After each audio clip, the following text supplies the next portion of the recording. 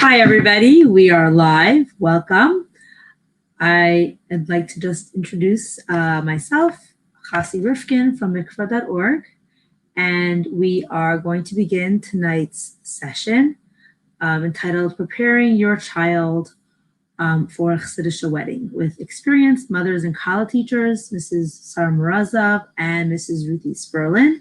We'll share insights from the Rebbe about the engagement and wedding period, and practical tips on how to help your child in the process of making it happen. So thank you very much, everyone, for being here tonight, taking the time to learn from home. And without any further ado, we're going to welcome Ruthie to the broadcast. Hi. Ruthie, come here. I wasn't sure. Okay. Awesome. All set? Okay. So hi, everyone. Welcome to a whole new world of communicating via computer. And I hope you're all doing a little better at it than I am. I've been helping my kids Zoom all day, and now my kids are helping me get, set up and figure this out. Together we will manage. So before we begin, I want to take a minute and say kapitel chaf for a complete refuah shalema for everyone that is still suffering from this terrible illness, and that this is a very, very trying time, and it should come to a quick end with the coming of Mashiach. I'm going to do that first. Refuah shalema min hashemayim l'kol choylei Am Yisrael. L'matzeach mizmor leDavid yancha Adonai b'yom tzara yisagevcha Shem Elehei Yaakov. Yishlach ezrecha mikodesh umitzion yisadeka yizkar kol min chosecha v'eilascha yidashne sela. Yitein l'chacha l'vecha v'chol atzascha yimali. Niranana b'shvasecha v'Shem Eloheinu nidgal yimali Adonai kol mish aleisecha. Ata yadati ki haishia Adonai Mashiach ya'aneo mishmei kochay beguris yesha yaminai. Eila v'recha ve'ela v'asosim v'anachnu b'shem Adonai Eloheinu nasker. Hema karu v'nafalu v'anachnu kamnu v'anis oidad Adonai haishia hamelech ya'anenu v'yayim karinu. So I'm sure I speak for all of us when I say that these are unprecedented, interesting times. And where we are being tested on every front, as parents, as women, as wives, and as children to elderly parents. And as we go through these times together, I'm struck once again by how wonderful and lucky I am, and we all are, to be part of this wonderful Crown Heights community and the worldwide Chabad community. We are truly like a family. And I've never felt it as much as I feel it now. And we are all looking out for one another. We're helping one another, davening for one another, saying Tehillim for one another, and help and all of us, everybody in our own way. And tuning in tonight definitely shows your tremendous commitment to your home, to your family, to your children. So tonight's topic, preparing your children for a Chassidishe wedding, is really near and dear to my heart. And for quite a few reasons, because I'm coming at this topic from both sides of the coin. So what am I saying? So one, as a mother who's married off, I know her 3 children and about to marry off another one, I'm Rich Shem in 4 weeks. And also, second, as a Kallah teacher. So looking back on my role as a mother, when my first child was engaged, I realize now how much I didn't know and the extent to which I needed to be involved. And I was literally ignorant. I feel bad. Like I feel bad for my daughter. Now, I told her yesterday, I was like, I said, you take care of it. I didn't realize what I needed to do and what was important for me to be involved in. And only once I became a Kallah teacher, about 2 years ago, just a little bit about myself. I've been living in Crown Heights my whole life. Well, not my whole life, about 30 years. And in the last three years, I embarked on this new journey to become a Kallah teacher. I was a teacher for many years, and I became a Kallah teacher. I've been teaching Kallah now for almost 2 years, loving every minute of it. But only once I became a Kallah teacher did I realize as a mother what my role should be to my children, boys and girls, as in this process, at this time, what my job is. And it brought, like, why wasn't I aware, and why did that awareness come with being a college teacher? So that's the whole point. What did I learn? What did I gain in the process of the college teacher training program? Mikvah.org had a brilliant idea, in my humble opinion, brilliant idea, about 2 years ago, to train a new batch of college teachers. And it was a very, I had and I have even now, the tremendous zechus of learning and training with the most knowledgeable, wonderful woman to get me where I am right now.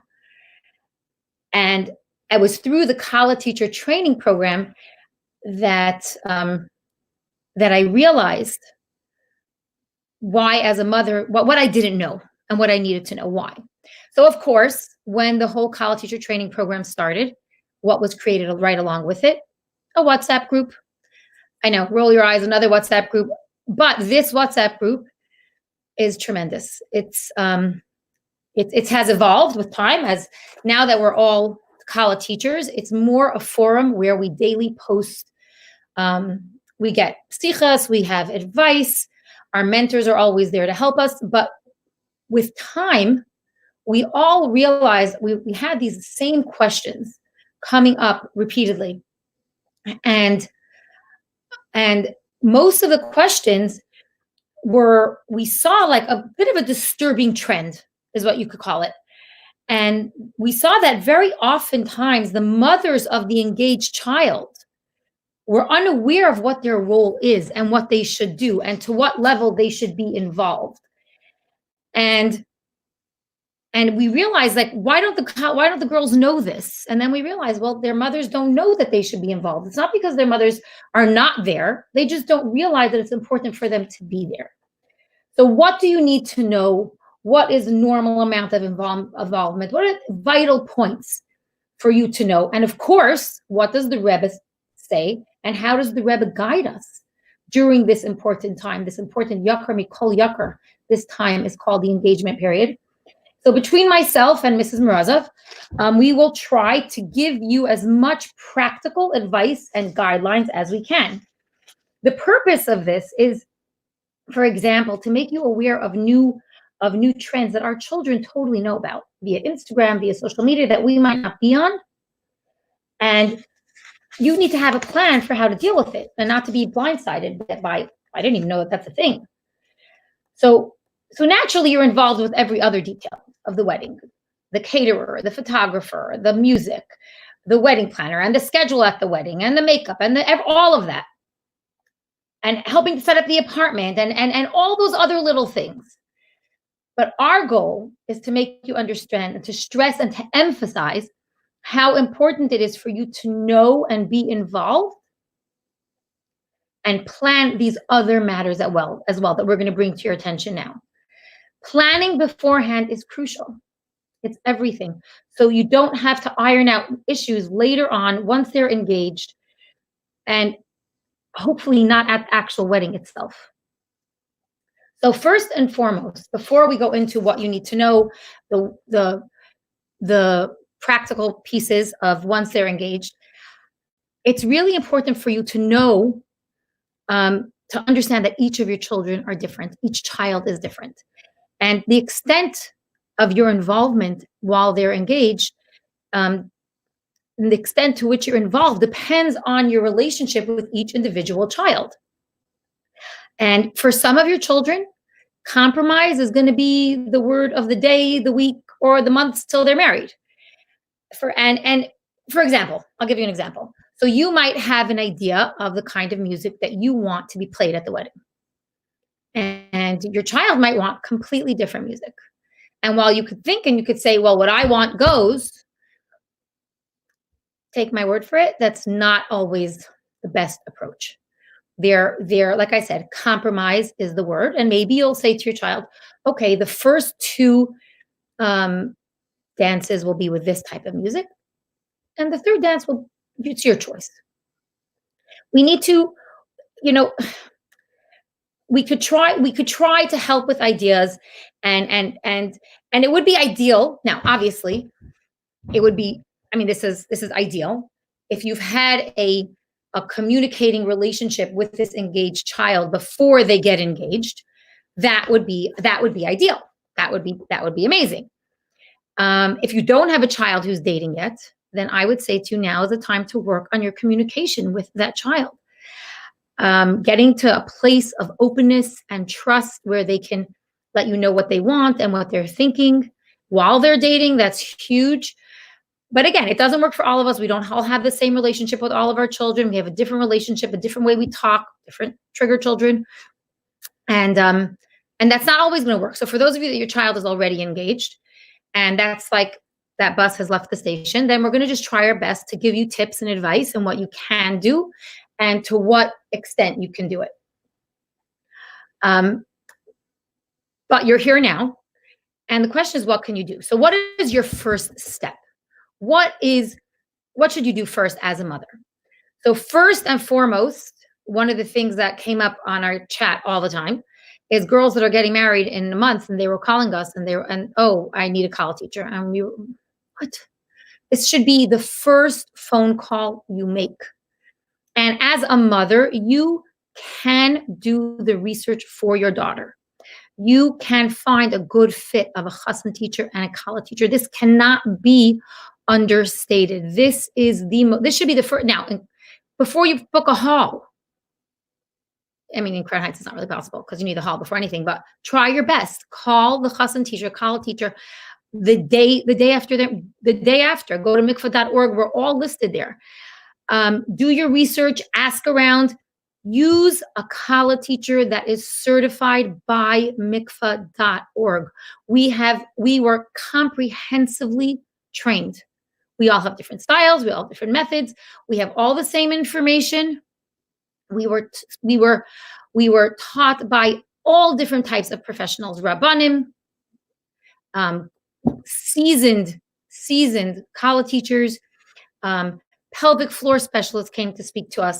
We're fully trained in Chabad Halacha, Chabad Minhag, Chabad Hashkafa, and we give it over in the best, warmest way possible so that it could be well received. Don't allow your daughter to choose for her own the Instagram sensation of the month.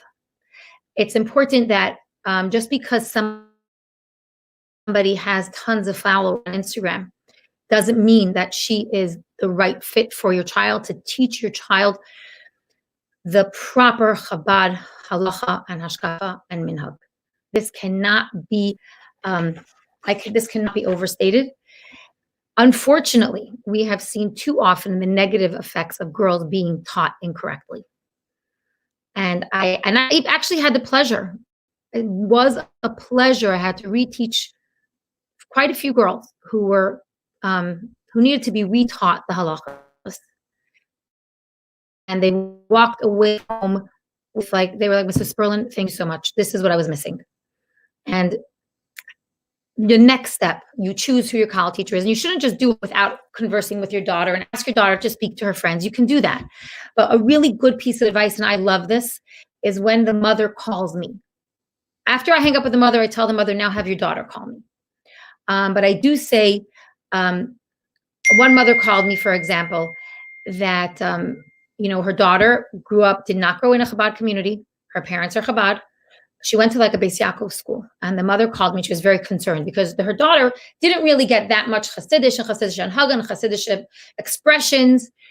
And she's like, just my daughter might not understand everything that you say and be clear and explain everything. And if the mother would have not have called me, I wouldn't have known this. And it's very helpful when you call the Kallah teacher and you let her, if you think there's any pertinent information that she can use that will help her. If your daughter's more visual, if your daughter needs to hear things twice sometimes, the really important stuff, make sure to repeat it to my daughter. She needs to hear it a couple times. All of these tips can only be helpful to your daughter's learning process. And then I say to them, okay, now have your daughter call me. And I'll speak to the daughter also. I'll ask her other questions. It's important to have a relationship to a certain extent. Now, a little bit the same concept of helping find a chassan teacher holds true. The boys really go more according to what their friends did. And you may not have the same influence on who your son, depending on your relationship. It goes back to the relationship. And it's important to that you do the research. Do the research for your son and say, well, this is what I heard about so and so. Where are you planning on going? Or this is what I heard about so and so. And it's interesting to know that the chassan teachers do have. There are some that are well known for giving well-rounded halacha and well-rounded hashkafa, and then there are some that are just they're great. They're just a straight up, not as much hashkafa. And then some mothers find, you know what, if you're going to him, that's great. But maybe we'll go to him just for 1 or 2 sessions. We'll pay for it to give you a hashkafa class. But it's important to know that these options are out there. It's important to know so that, again, your children are well informed and that they are well taught. But the whole concept of this is the first step that you need to take. This is the first thing that you need to do. Your next step is going to be picking a wedding date. So like I said before, in Crown Heights, we don't always have the luxury of planning a wedding date around your daughter's period. That doesn't always work. And to avoid chuppahs nida, we don't always have that luxury. And we don't want a long engagement. So that's one of the reasons why we don't do that. So you have to know your options. You have to know your options. You know, every time a Kallah sits down by me and I ask her about her period, they all pick up their phones and they have it all written down on their phone, and they know it's all there. And this goes back also to having a relationship with your daughter beforehand, making sure that she has the app, making sure she has been tracking her period. If your daughter's 16, 17, tell her, you know what, get this app, start tracking your period. Let's see what's going on. And if you do see that you will need some form of hormonal help to avoid chuppahs nida, well, there are people to go to. We have Rita Sachs in Crown Heights, who is very proficient at this. It's something that she does very often. Again, now I'm not sure exactly how it's going to work. Without doctor's visits, you would have to call her, and I'm sure you have the calendar. Honestly, I don't know, but it's worth a phone call. And if Mrs. Sachs doesn't work, then you pick up the phone to the most marvelous, wonderful organization called Taharinu, whose mission is exactly that. Their mission is to make us tahar and help you get tahar. And maybe, Chassi, if you're listening, you could post their phone number and you call them up, have all of your daughter's information about her period and your wedding date, and they will let you know what your options are. And again, have as much information as you can. Which brings us to our next trend that you may or may not know about, and that is that many girls come and sit down in my Kallah class, and it's just, they assume that the normal, regular thing to do is to go on birth control for 6 months after their wedding. And again, every case is individual, every girl is different, and it's important to understand that they think it's the expected thing to do. And Mrs. Morozow is going to delve into that a little bit deeper after when I'm done. What the Rebbe has to say and things like that. Regarding Taharas Mishpacha, keeping the mitzvah of Taharas Mishpacha, and the many halachas and the details involved. It's really, really important that you give your daughter and you relay to your daughter only positive messages about keeping this mitzvah, about keeping the mitzvah of Taharas Mishpacha. If you have had negative experiences in the past, and we all have, she doesn't need to know about them now. And I will say that, and it's imperative that she not know about them now, because they want to have a positive feeling going into it. And we really try as Kallah teachers, all of us as a whole, to encourage them to ask shilas and to show them how easy it is to ask shilas, and your support and not giving them your negative stories goes a long, long way. We tell our Kallahs to reach out to your mother about this family minhag.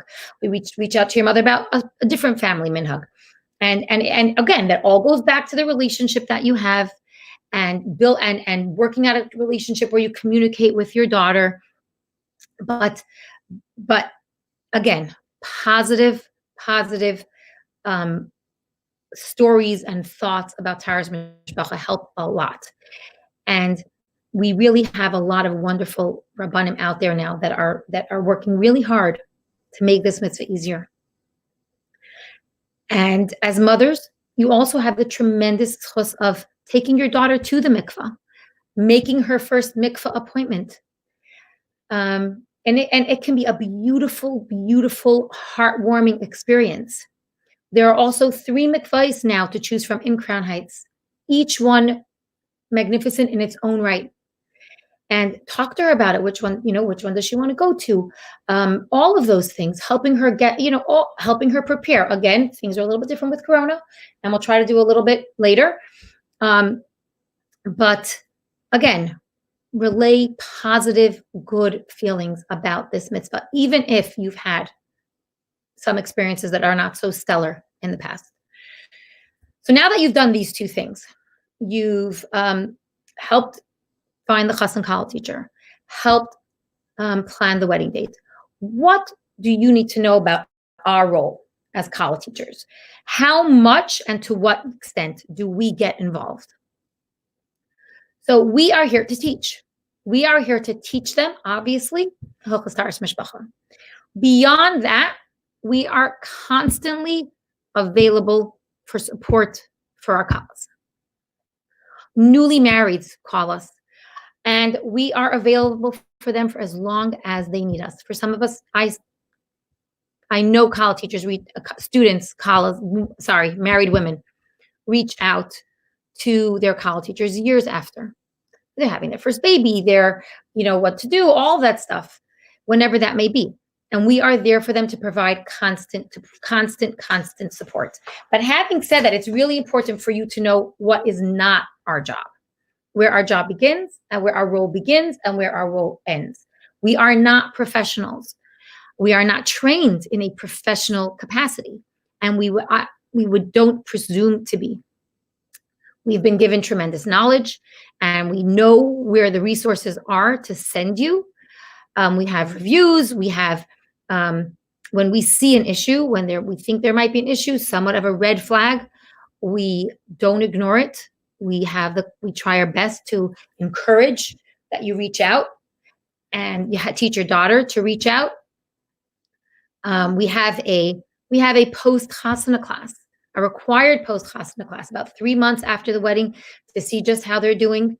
But you have to know, you can go to mikvah.org, mikvah.org, and click on the referrals, and every type of anything you might need, any resource you might need is listed on that website. From doctors, psychologists, pelvic floor specialists, therapists, anything is written right there. And if you have a specific question about any of them, you could reach out to one of us and we could see if we know anything. And if we don't, this is what I tell everybody that I teach. I only talk about what I know. What I don't know, I will do my best to send you to the right place. So in terms of, I actually had a Kallah who called me about that she was experiencing pain in intimacy, and she was being married for a few months, and it wasn't the norm. And I reached out. I found the name of a pelvic floor specialist for her that was on the referral list. And after that, I didn't hear from her. And a few months after, she gave me a call back and she said, she changed my life. So they do know that they could reach out to us, but at a certain point, our role ends and we send them somewhere else. What else do you need to know in terms of the wedding? In terms of the wedding planning, we took care of that. And now what comes next? So you may not know this, or you may know this, but most photographers and videographers, when you sign a contract with them, you are signing away basically your rights to the picture and giving them a right to post your pictures on social media. You would have to pay them to not post it. And I just want you to know that that is an option. They say that that's how they make their parnasa, by posting your wedding, but you have an option to say, this is my life. I want to keep it private. Please don't post my pictures. What is the fee? And you need to tell them straight up front, I don't want them, and be firm, because some of them will argue with you. Or after the wedding, they'll say, oh, there's such a beautiful picture. Can I please post this? It's sometimes a little bit tough, but if you sign the contract and you pay the fee, they shouldn't bother you. When you are talking to the photographer, it's very important that you tell the photographer that you are using that according to our Chabad Rabbanim, a chassan and Kallah taking pictures where they are clearly touching each other is not okay. And you need to tell the photographer this beforehand so that the photographer does not pressure or ask them if they want to take these pictures or put them in poses that clearly are exactly what the Chabad Rabbanim say are not okay. But if you don't give the photographer a heads up and you don't give the videographer a heads up, then who knows? And you don't want them to put your kids on the spot either. You want being prepared and having all this knowledge now helps for the day of the wedding and everything. It just makes everything run more smoothly. When you, at the actual wedding itself, you may be very, very busy. You're going to be, not able to focus on all of these things. And you be having this awareness helps for the smoothness of the wedding. Another thing that you may not know of a new trend that has become the norm, and that is that the chassan and Kallah, when they come into the hall, both of them together on the women's side, and they run through together what are the arches, however the arches are, but together they run through these arches. This is completely not okay. And you have to tell your kids that, like, okay, this is what we're going to do. And what are we going to do? You're going to walk in the door. Kallah's going to go through, and the chassan's going to go this way. Now, going this way, mind you, I'm using Aliter and Mazag as my frame of mind. Going this way means that this way the chassan has to have a path to pass through, which requires planning on your part. You have to make sure that there's no bar there. If there is a bar there, there's a place for the chassan to go. It's all, you don't want your son to be standing by the mechitza and he can't go anywhere because it's blocked. It's all about being pre-planning and it seems small, but at the time it's like, oh, we did not think this through. So that's why we're here. Next, music. Mentioned it a little bit before. Music is you might have different tastes in music than your children. This is where I said compromise, figure it out beforehand, and let the band know the kind of music that you are going to be playing. Let the band know that no one can ask or request music except for whoever you designate. We are designating these two people. Don't listen to anybody else. And because again, at a wedding, a lot of times people are running to the band, play this, play that, play this. If you go to the band beforehand and you tell them very clearly what you want to be played, what you don't want to be played, who you should listen to, these are all things that you can prepare beforehand. And then this finally, there is also regarding dancing, the Kallah dancing with her brothers and her sisters. All I'll say is this: men cannot see women dance. So if you do this, the dancing between the father and the Kallah has to take place in a corner, not in the middle of the women's side. It can't be done that way. And finally, I'm going to get to the most disturbing new trend, which you may or may not know about. I know I never knew about this. And that is the chassan and Kallah going after their wedding to a location photo shoot.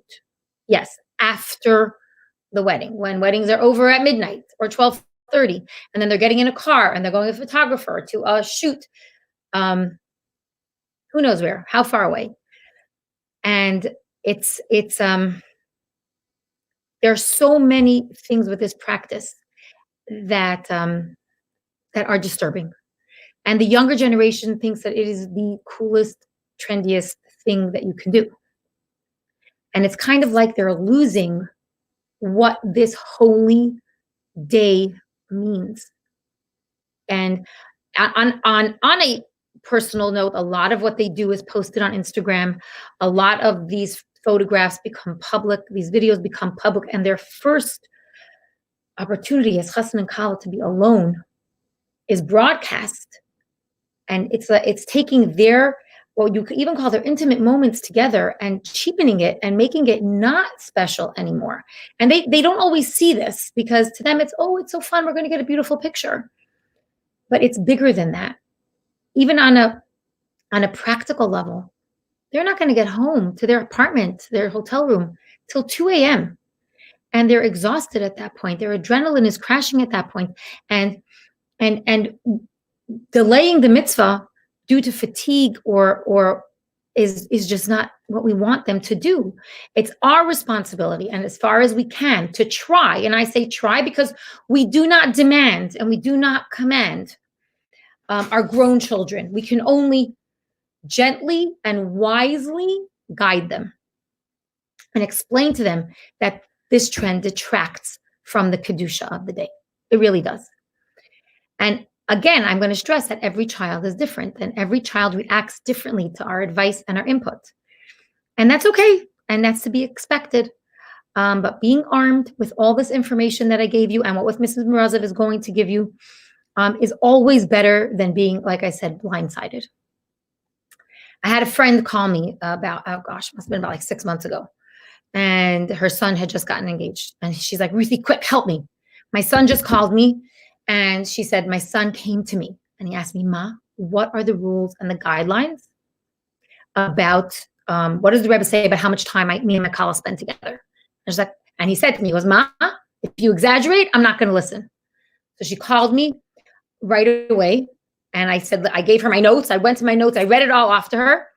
I read it to her. Exactly what the Rebbe says, the amount of time, everything. She's like, okay, phew. And I said to her, I just want to let you know, it's a beautiful thing that your son came to you and asked you this. And it shows a good thing. And it's really helpful.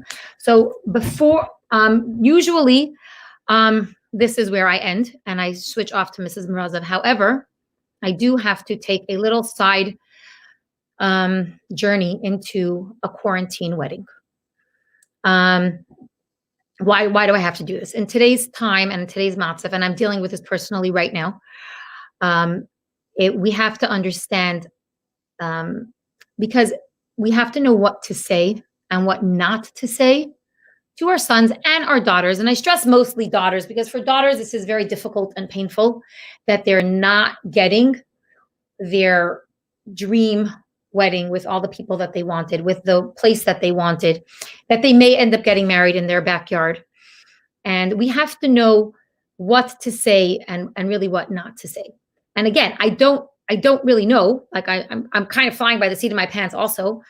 I have no idea what's going to be with my wedding, but I will say two things. Number one, don't minimize her concerns or her feelings. Listen to her, acknowledge her sadness and her stress, because it does add a stress. I don't know where it's going to be. I don't know what's going to be. Acknowledge it and don't bring in your feelings. Like, I'm not telling you to be all, it's going to be beautiful. You can, but if your daughter knows you're being fake, that's not going to help. But don't bring in your stress. Don't bring that. Have your husband be your person. Have, your mashpia, have your sister. Have somebody else bounce off of that, because that's not going to help her. You need to really be there for her. And I will tell you this, and I hope it's helpful. I had quite a few Kallahs that were scheduled to get married from Purim till Pesach, quite a few. And the rules every single day kept changing. Can we do it? Can't we do it? How many? This many, that many. Where should we do it? Who? The whole thing. Can my parents come? Can't my parents come? Can my grandparents? Everything. And I will say this. And a lot of them were calling me, asking me for advice. And I did send them to a Rav, and they were speaking to a Rav, but what should I do, Mrs. Sperlin? And I tried my best. And I will say this. I called all of my Kallahs, almost every single one of them did get married. Some of them actually got married earlier, and they're so grateful that they did. I made sure one of my Kallahs was supposed to get married on a Monday. And on Thursday morning, I WhatsApped her. I'm like, hi, how you doing? How are your preparations going? And she calls me back. She goes, oh my goodness, Mrs. Sperlin, I forgot to tell you I'm getting married today instead of Monday, with such excitement and such joy. I did make a point to call every single one of my Kallahs after their wedding And every single one of them, even though there was stress and sadness and anxiety over it, was so thrilled to be getting married. They were so happy that they just got married. And I did something today that I don't know if the mothers, if all of you know this WhatsApp chat called Yakar Mikol Yakar. And it was a WhatsApp chat that was created to for all the girls getting married during this trying time. And there is a mother on the chat, and I asked her today. I said, you know what? Could you put on the chat a question for me? Can you ask your girls what they absolutely do not want to hear? Not and what helps them? And I'm just going to read to you a few of the things that they said because they're really, really good. I even asked my daughter a few of the things that she thought, and I'm going to, I'll intersperse a few different things. But I'm going to be reading from what they sent me. The best thing for me is validation and not trying to say why getting married now is positive. I appreciate when family members are actively working on trying to make the wedding special under the circumstances, like brainstorming ideas and ordering things to make it nice and as close as possible to normal that can be. Here's a list of things that this particular girl keeps hearing, and she makes so much sense. Being asked, when is your wedding supposed to be? Being asked, are you getting married in the end? Being asked, where is the wedding going to be? Being asked if you'd like to push off your wedding and if you thought about it or discuss the idea with people you respect and what your parents think. How you feel about all this. Sympathy for people that are not close to me. Oh, that must be so hard. I'm just reading her words. And I think that she's so spot on a lot of it. I bet you never imagined getting married this way. This will definitely be a wedding you'll never forget. Well, who forgets their wedding anyway? Being asked specific details like, will there be dancing? Will there be a video? Do you have someone to even do your makeup? Were you able to get a gown? Like all of these things sort of stress the girls out. Then she wrote, someone said to her, well, at least you're saving money. And so at least the people that really matter will be there and not the unimportant extra people. Well, who says? Maybe the most important people won't be there, and that's hard. Yeah, like I'm making a wedding. I don't think my parents are going to be there for the first time. It's really hard. I do not appreciate being asked what's going to happen as the fact we all don't know what the situation will look like in more than a month. So why add the stress and the disappointment? Someone also said, like, she doesn't want to hear from people who don't know her. So if you know somebody, if you have friends, let them know, like, if you know someone's getting married, stop asking them when are they getting married. Someone said, do not say it's all hashgacha pratis. This was meant to be ever since the world was created. She said, do say your wedding is going to be gorgeous no matter what. And I'll make sure that happens. So this was a small list of from the girls that are on this chat, what they appreciate hearing, what they don't appreciate hearing.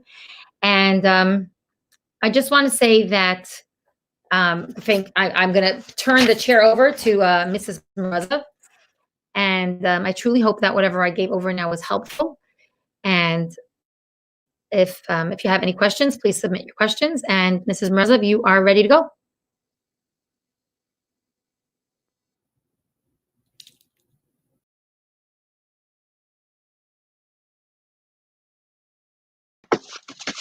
Hi, everybody.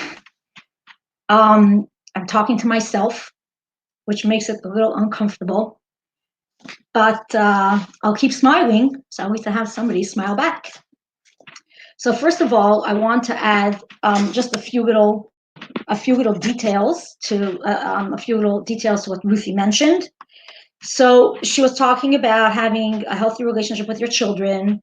Even if we have the healthiest relationship, we can have children from different ends of the religious spectrum or different ends of the style of weddings that they feel is gorgeous and things like that. And there may be some conflicts or some differences of opinion.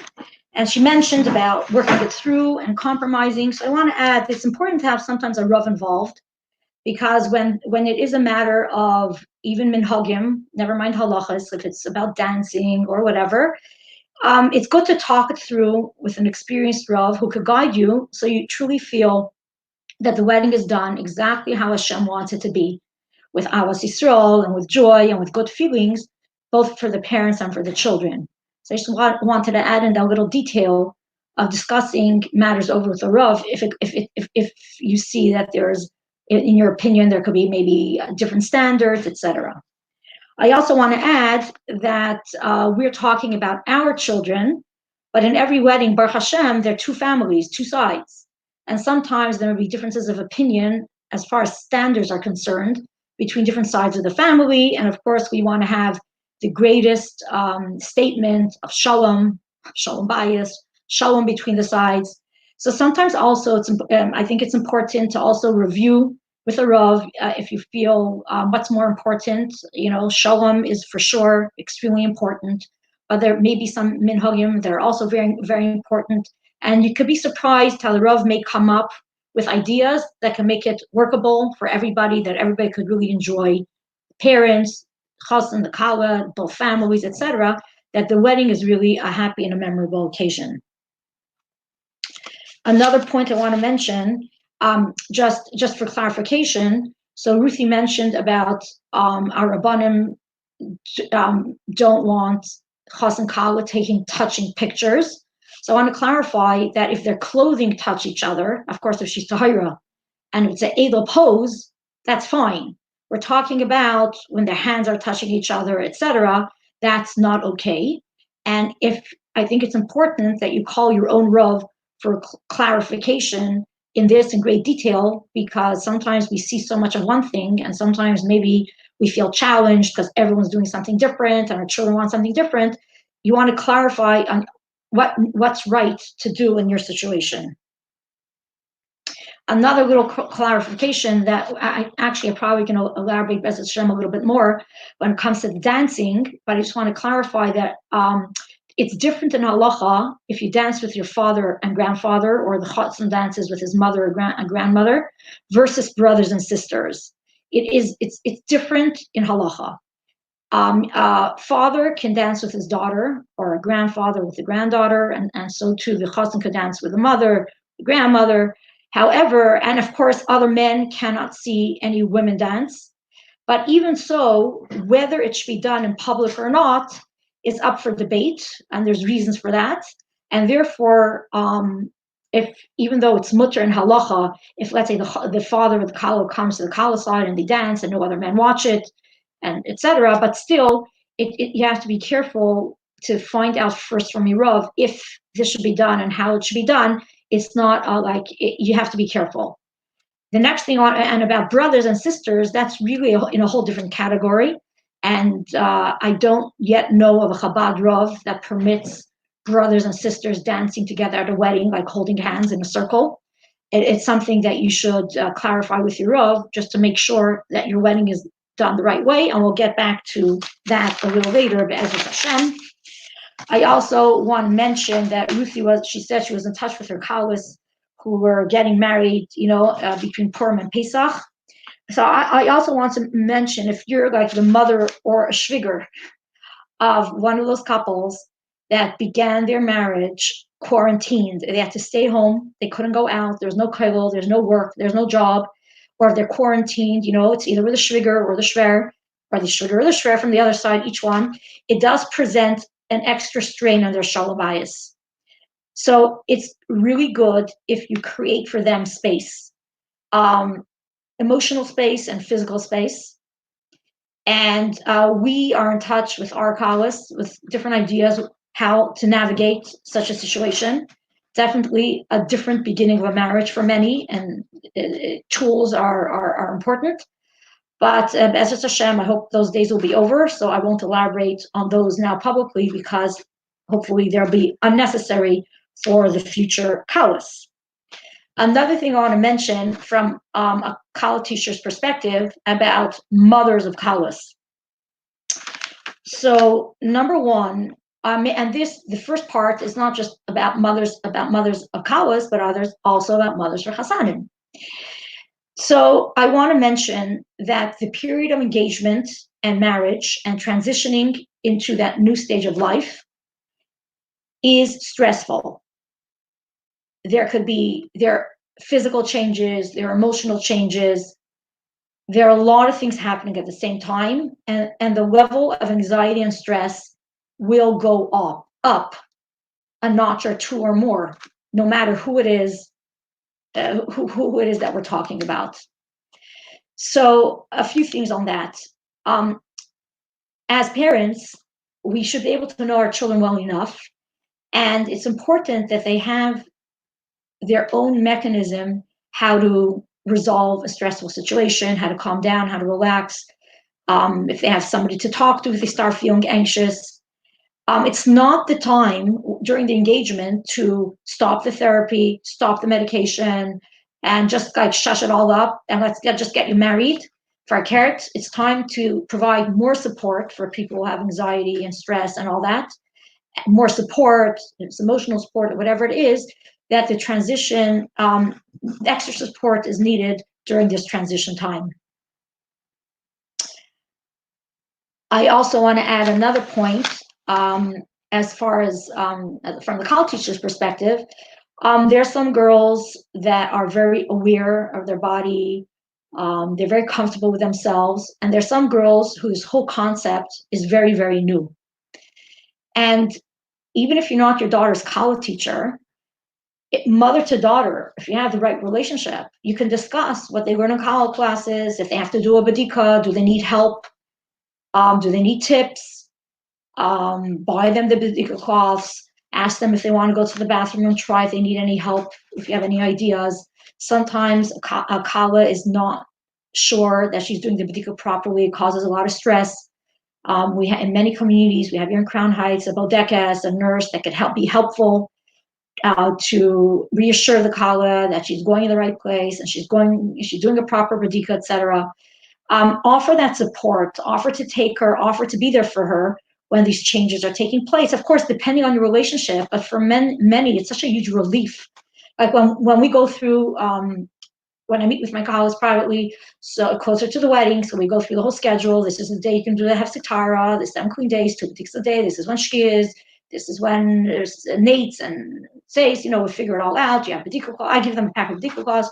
And then I ask them, the day you're doing your hefsek, is your mother going to be there for you? Did you discuss this with your mother? Like when you're doing the hefsek and all that? She goes, no, my mother doesn't talk to me about it. But many of them want it, and they want their mother's support just to make it like more user friendly, more easier for them. So if you have that good relationship, offer, of course, we don't step boundaries. We don't overstep the boundaries. Don't, peer and pry in places we don't, you shouldn't be. But if you can offer that positive attitude and that concrete down to earth help, it makes a big difference for many. Also, when it comes to the mikvah appointments, I just want to make you aware of, again, a new trend. We do have a lot of older girls get older. I don't know what it means. Older girls, maybe more mature and independent girls.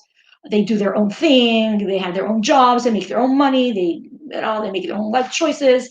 And all of a sudden, the mother is saying, "Okay, I made an appointment for take you to mikvah tomorrow night." She goes, "Oh, I already went last night." So actually, a Rav actually asked me to give over to the mothers. You offer to your daughter. You could drive her to when do you want to make an appointment? Can I drive you to the mikvah? I'll sit outside, I'll sit in the waiting room, I'll pay for it. To be involved in that aspect, it's the Yiddish weg. It's something about the Messiah that the mother is giving over the mitzvah to her daughter. It's something that from mother to daughter, from daughter to, all the generations, woman to woman, from generation to generation, we transmitted this mitzvah. And just talk about it in advance. It's almost like a boy is becoming bar mitzvah. And, there's the hanachas tefillin. The father's the one that lays the tefillin the first time for his son to practice. And he's giving over, the link of the chain of the new man in Am Yisrael.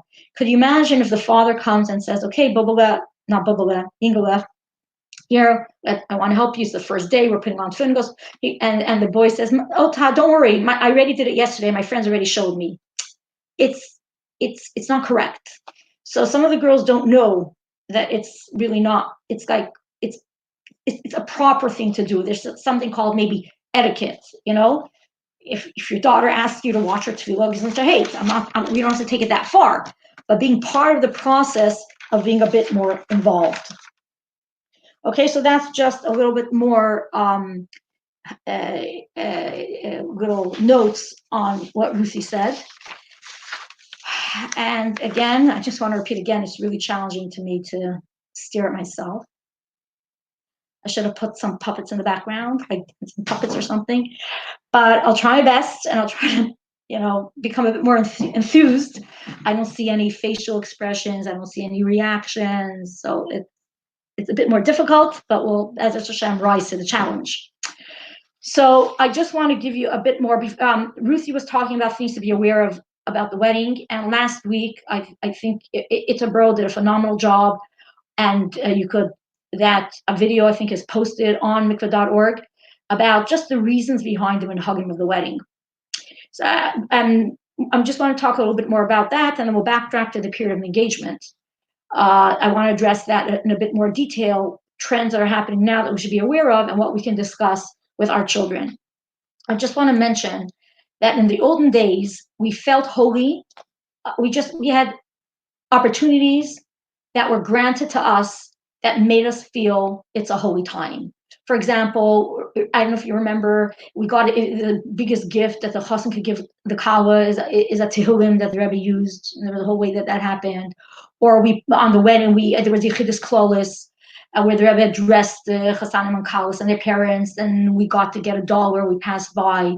And there was the chassan the Rebbe handing his own siddur for the chassan to daven with, mincha, the day of the wedding, and then how we timed the wedding, the chuppah, when the Rebbe was coming back from the oil. So after the chuppah, the chassan Kallah could get a bracha from the Rebbe and get dollars. That whole situation, actually, it reminds me of a little incident by one of my siblings' wedding. I remember clearly, we mistimed the badekin. We were waiting and waiting for the Rebbe to come back from the oil, and it was getting late. In those days, there was no cell phone. Like, not everybody had a cell phone. I don't know what the mechanism was. I think Rabbi Krinsky had a huge, big box of some phone mechanism, and I don't know where from Oli Torah they figured it out, but there was some mechanism in place. And we ran to do the badekin. The Rebbe was on the way back. It so happened to be that right at the end of the chuppah, the Rebbe was coming back from the oil already. And when the Rebbe walked up the 3 steps in front of 770, they were just about to begin the final bracha of the Shever brachas under the chuppah, and the Rebbe stopped and put his hand on the mezuzah, like on the way in, waited for the bracha, said Amen, and walked in. Now, that alone brings a holy atmosphere. Nobody has to give you a whole speech, how a wedding is so holy, and there's this kedusha. It just was. Nowadays, momentarily Mashiach is arriving, and in a split second, all that will turn over, and everything will be fall into place. But in the meantime, we have to put extra efforts to appreciate the holiness of the moment, because we're in a situation where the darkness of the world actually is so tremendous, and it's so confusing what we're exposed to, that we can get really confused. And that's why I want to encourage every parent, and for sure every chassan Kallah, but also the mothers and fathers, to read certain svarim just to get the right knowledge and perspective. And that once we have that perspective and that knowledge, and by osmosis, we'll be able to have a good feel of how to make it will help us to make the right choices. So there's Rabbi Dubov, Sichos in English has a book from Rabbi Dubov, just a list of the menhagim of the wedding. It's called Mazel Tov. Of course, there's Eternal Joy. Volume 1 is about Shidduchim, 2 is about engagement and wedding, and 3 is about Shalom Bayis. We have also from Sichos in English, The Jewish Home, and it's a translation of the Sefer Habayis Yehudi from Rabbi Karasik, which is more the Hasidic explanations and background, why we do the menhagim of the wedding. Rabbi Waingerl will show him, there's a sefer, I forgot what it's called, that he also discusses the meaning of different menhagim of the wedding. If you read Lashon Kodesh, there's Shar Shidduchin, Shar Nesuin, and of course we have from Maznayim a terrific book. Maznayim, a publishing company, is called Made in Heaven. It goes through all the wedding customs, why we do them, and when we understand why we do them, we gain an appreciation of the importance of it. And once we know what the menhagim are, again, a very important sikha to learn as well is the sikha of Yudalit Kislev Tavshin Yudalit, the Rebbe's 25th wedding anniversary, and that famous sikha where the Rebbe said, "This is the day that connected you to me and me to you," or maybe the other order, I don't remember. But there, the Rebbe mentioned the importance of following every single minute to the detail. And nowadays, we have more menhagim than ever before. You may learn some menhagim that you were not aware of when you got married, or just like me, there was some menhagim I'm teaching that I had no idea when I got married. But like the Rebbe says, gives the mashal. First of all, the Rebbe says the more darkness there is in the world, the more we have to combat the darkness with extra light, which is those extra minhagim. And also the Rebbe brings the Maimer Chazal that says, Pischuli Pesach ki chodesh hamachat. The Eibishter tells Am Yisrael, the Yidden, you open up for me the opening, like the needle, the point of a needle, or the little needle head of the needle. And if you do that little thing, I will respond. If you do that little tiny thing, I will respond, and I'll open up for you a door as wide as the entrance of the ulam, which was, I think, was like 20 amas wide. It was like expansive and humongous. So the Rebbe brought that some of these minhagim seem insignificant, but really this little minig is a source of tremendous bracha. So it's important that we are aware of those minhagim. Like one of the minhagim the Rebbe mentions there in that sicha is like the nusach of the invitation we don't change. And not only do we not change the nusach of invitation, but if you look on the Hebrew side, there are 4 paragraphs, and the first letter of every paragraph spells ahava. And the Frierdiker Rebbe didn't want that those letters should stand out. So even changing the font of the letters of an invitation that goes straight to the garbage, even that is something we don't tamper with. So on one hand, we have to be aware of every little minhag, and on the other hand, we also have to know realistically how we can be able to apply those minhagim, of course, in a way of love and peace and positive energy, because we all want that the period of engagement and the marriage should be the most beautiful time that can be between parents and children and parents, and we want to give them like the royal send-off, so to speak. So I want to talk a little bit more now about the period of engagement. So we have, first of all, the Chassan and Kallah. In halacha, they are strangers, just like any bachar and meidel. Yes, they got to know each other to the point that they're secure enough to get married to each other, Baruch Hashem, with the Rebbe's brachas and the parents' agreement, Baruch Hashem.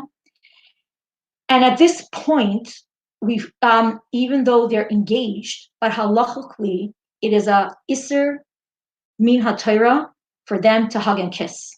People have this feeling that shomer, to be shomer negia, is like very good for your marriage and it's the right thing to do, but people are not aware of the seriousness of this. I remember a couple years ago, Morozow asked me, that Rabbi Tziner from Borough Park called her and said, please tell the girls in a seminary that affectionate touch between chas and kallah is also just like eating chazer. And if you put it in those words, maybe they'll take it more seriously. So we have to be aware. Now, what happens is, nowadays, many chasanim and kallahs, by the time they commit to get engaged, they are rather very comfortable with each other. Nowadays, they meet many more times than we used to meet years ago. They want to have a much bigger sense of security. They want to feel more ready for it. They have more doubts for whatever reason. This is the world that we live in. And by the time they get engaged, Baruch Hashem, they're quite comfortable with each other.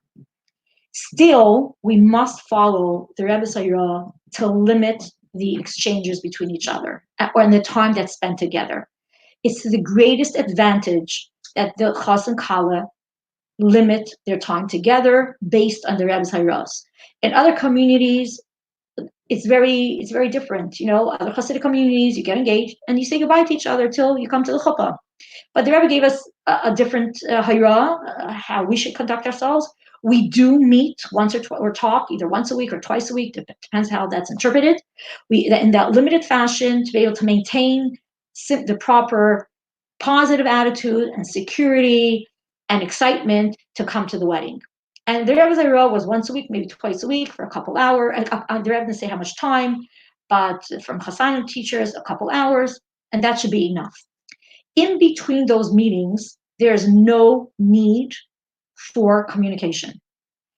And let me give you feedback from this. I got most feedback from Rabbi Lipsker from California, who teaches many Chassanim, and he is mashpia to many bachrim who call him with this, Chassanim, that what happens is when there's constant back and forth and constant communication between the chas and kallah, especially, he said texting is the worst because a lot of times the words are misinterpreted and there are hurt feelings and people don't know and there's more confusion.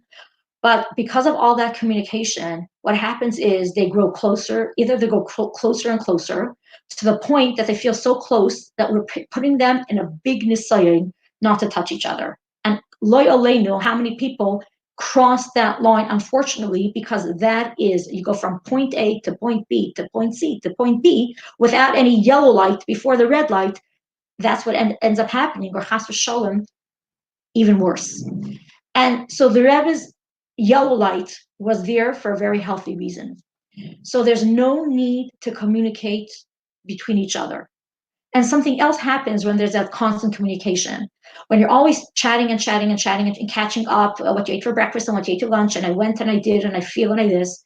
By the time they meet each other for that once a week or twice a week longer meeting, they already discussed everything. They have nothing to catch up about, and now they end up crossing those lines and having really inappropriate conversations or getting into some disagreements that they don't even know how to resolve yet. And then they start questioning, and it creates a more difficult predicament.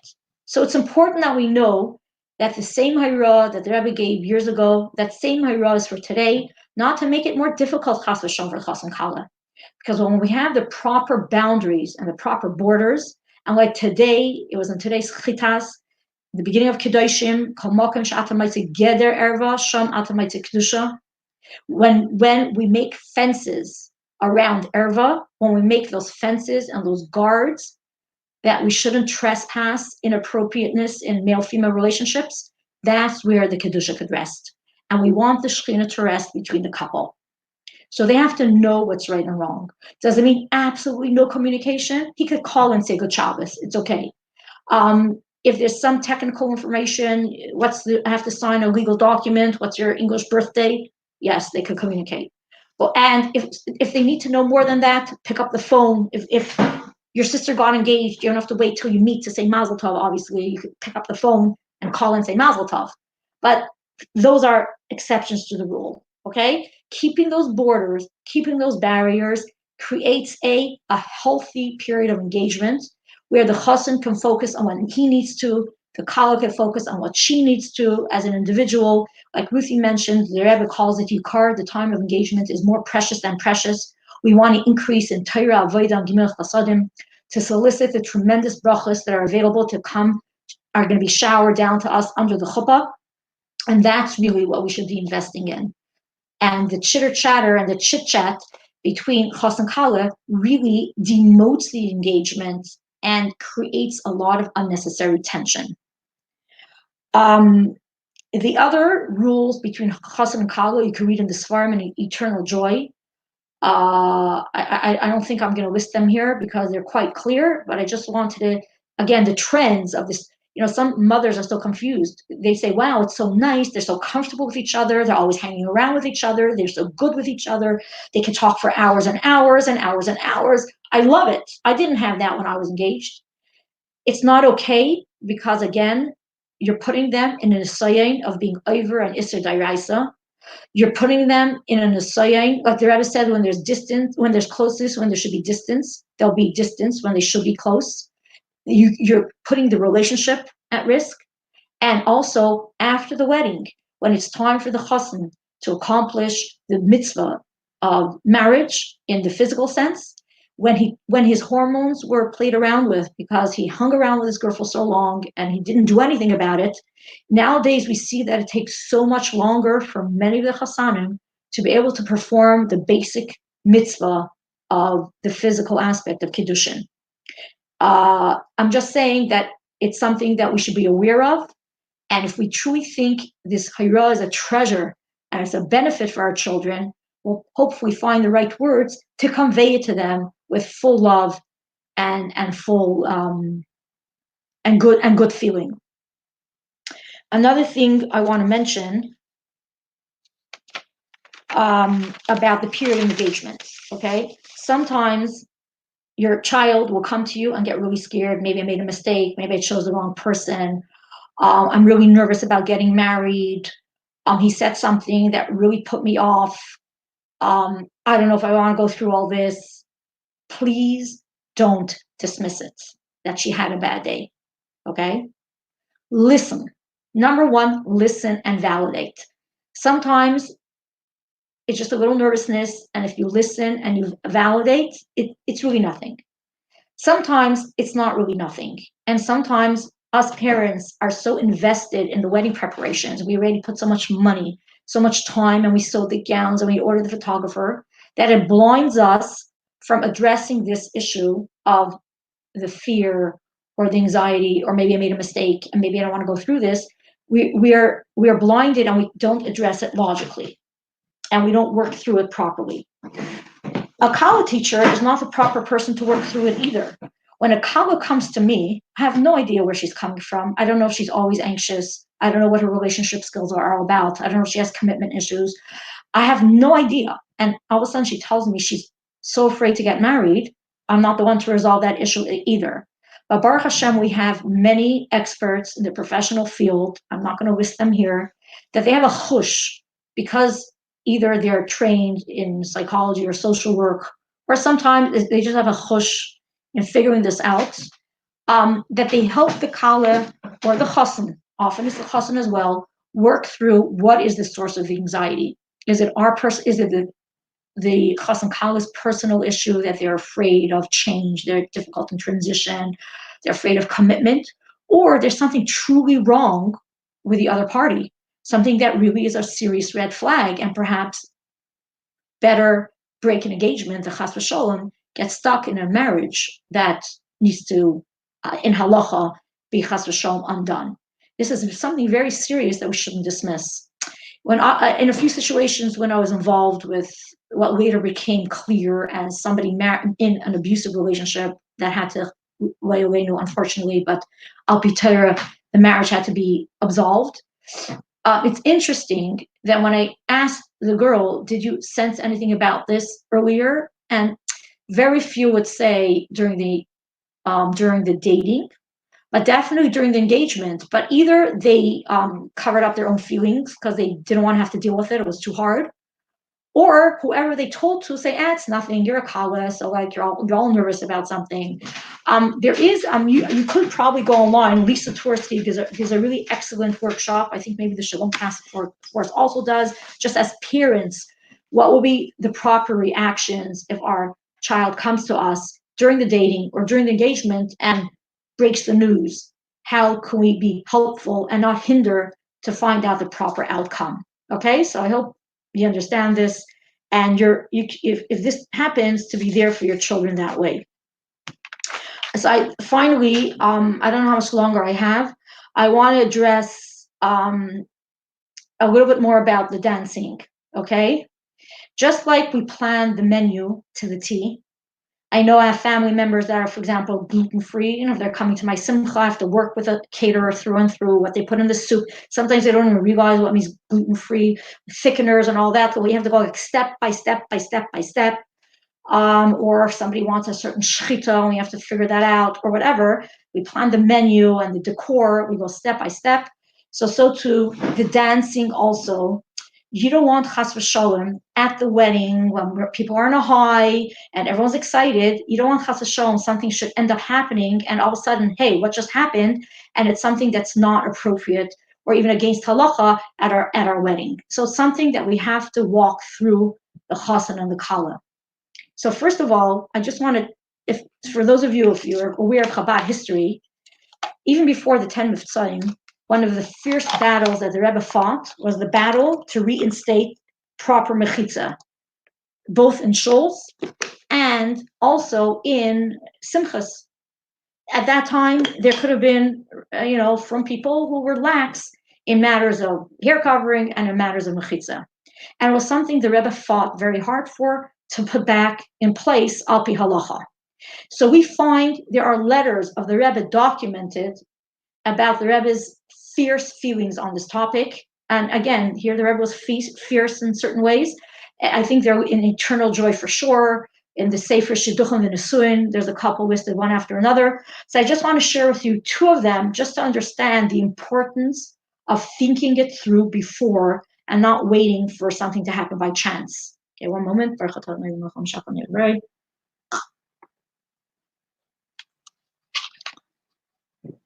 Okay, so first of all, the Rebbe writes a letter to somebody who notified the Rebbe that they decided that they don't need a proper mechitza at their wedding because they want the chas and Kallah in the family to be happy. And the Rebbe responded and said, you asked me to give a blessing for the engagement, which I did. And now you're telling me that you want to do something that will hinder the blessings to come through. And the Rebbe explains as follows, that everybody knows that Shalom Bayis is not a simple thing. And this was in Toshin Chof Beis, which is 1962. That marriage is very complex. And the only one who can ensure a healthy, happy marriage is the Eibishter himself. And certainly at the wedding, where the wedding, and I'm inserting this, the Rebbe didn't use in that letter the word Rosh Hashanah, but you heard last week from Mrs. Bro. The way we behave at the wedding contains the entire future. So at Dafka at the wedding, for sure we want to make the Eibishter happy. Because if the Eibishter is happy, the Eibishter will bless the couple with decades, tens of years of happiness. And how do we see this? During the benching, okay, the zimun for the benching at Sheva Brachas, right? If there's 10 people, the Sheva Brachas, we add in the zimun 2 words. We say Baruch Elokeinu, that's because there's a minyan, and we add 2 words, Shahasimcha b'ma'oinoi, which means there's happiness in Hashem's abode. L'mayla, the Eibishter is happy. And the din in Shulchan Aruch is that if the dancing is against halacha, Hashem is not happy, and we may not say those words Shasimcha b'ma'oinoi in the zimun of the benching. So we know clearly what it says in Shulchan Aruch, what makes the Eibishter happy, and Chas v'shalom could take that away. And the Rebbe says, who in their right mind would want to take the responsibility on their shoulders to be part of something that will take away of Hashem's happiness, which will in turn take away from the blessings that this couple will be blessed for years to come. The Rebbe, and then in a footnote, Note bien Nun Beis, the Rebbe adds, you may think that they were, people that are happily married, they didn't have the proper mechitza, and they were happily married. They were happily married. The Rebbe says, I know that those people are really suffering because they write to me the issues they're having in their marriage. The only reason I'm repeating this, because it's quite sharp and it's quite powerful, is because we have to understand it's something the Rebbe addressed, and as parents, we have to do our utmost to make sure that the mechitza is kept the right way, and whatever goes on between the men and the ladies is 100% kahalacha. And it's our responsibility to make that happen. No, the Kallah does not come to the men's side of the mechitza to everyone dance in front of her. Maybe in other communities that's acceptable, but not over here. There's a strict mechitza. In fact, in response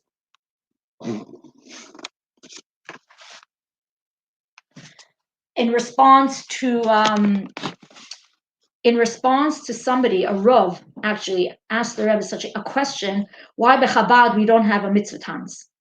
And the Rebbe, and in fact, it's quoted in Rebbe Simchana wrote in her memoirs. She described what went on at the time when the wedding celebration of the Rebbe and Rebbe Simchana Mishka took place. Meaning, the Rebbe and the Rebbe got married in Warsaw. The Rebbe's parents could not attend the wedding, but there was a wedding celebration without the Chazon Kallah B'Gashmias taking place in Yekaterinoslavl, and the Rebbe Simchana described the wedding and the great love that the community showed to her husband Reb Leivik. And there, the Rebbe Simchana describes that she danced with her father.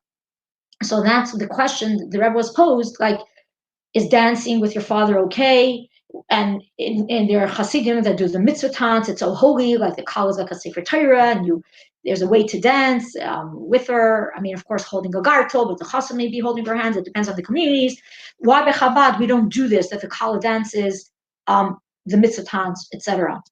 And there was a 4-part answer, which I'm not going to go through the whole thing, but 3 things I want to mention, and maybe in a different order that the Rebbe mentions.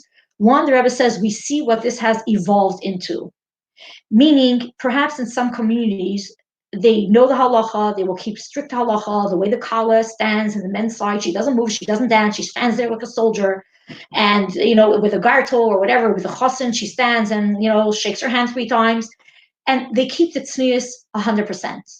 because in those communities, if chas v'shalom there would be a breach, the chas and kallah would be like, who knows what would happen, their safety, and very, very strict.